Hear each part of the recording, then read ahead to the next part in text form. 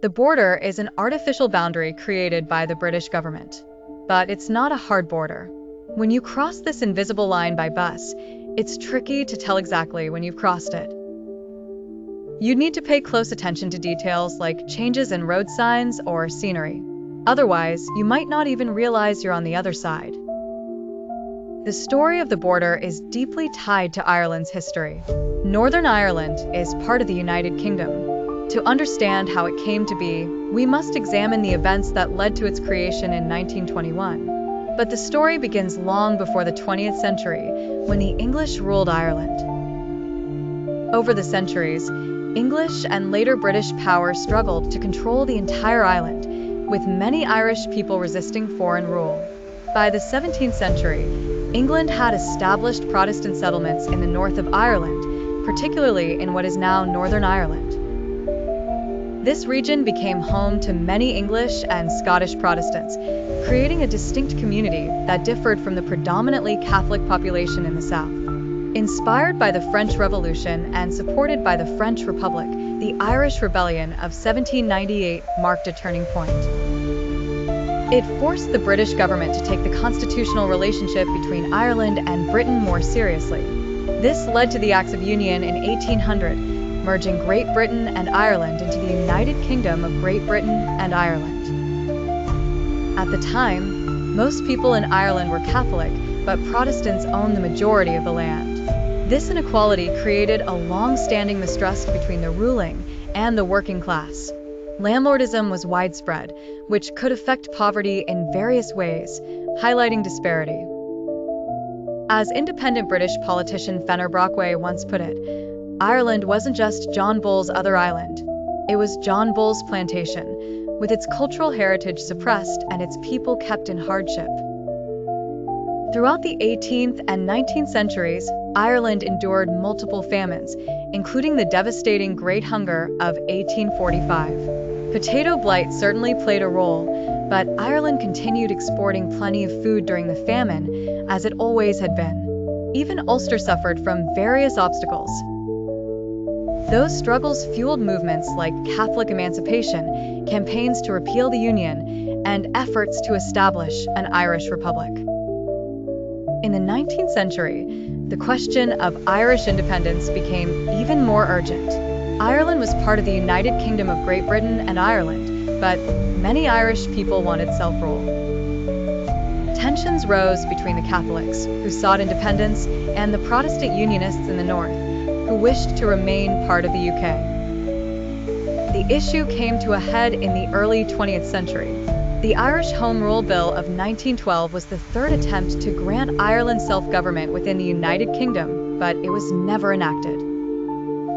Although the bill passed Parliament, its implementation was suspended due to World War I and the Easter Rising.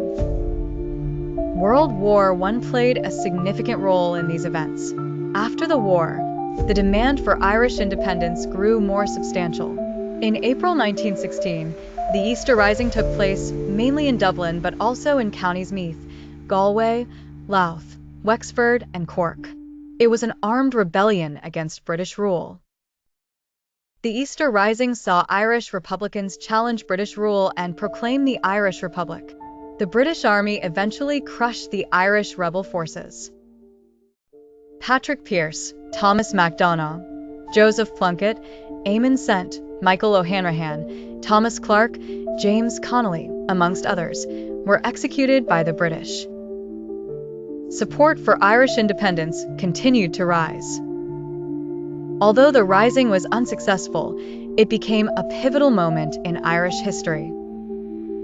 The fight continued with the Irish War of Independence from 1919 to 1921. This was a conflict between the Irish Republican Army and British forces, including the British Army, the Royal Irish Constabulary, and its paramilitary units.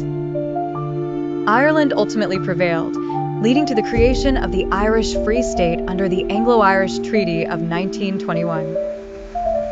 However, it was a self-governing dominion within the British Empire.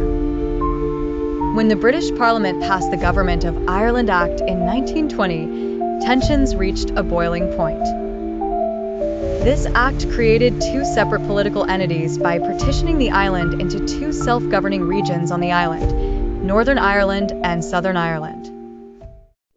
The treaty was incredibly divisive, sparking the Irish Civil War in June 1922, which lasted until May 1923. The partition was formalized in 1925 and created the border we know today.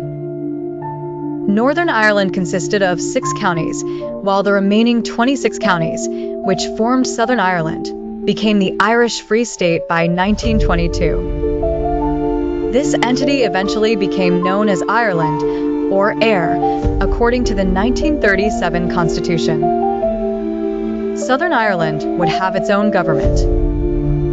By 1949, the Republic of Ireland Act officially declared Ireland a republic, but the legacy of the partition and its border continues to shape its history and identity.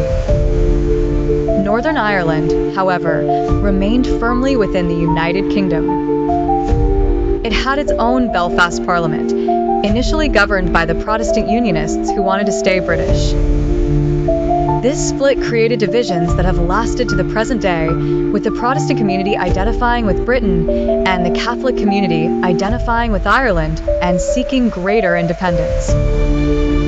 To summarize, Northern Ireland's creation resulted from complex historical, religious, political, and social factors.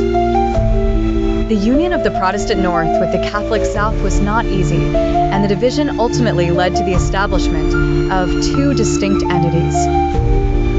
Northern Ireland's story is about resilience, identity, and the ongoing struggle between different communities, religions, and the haves and have-nots.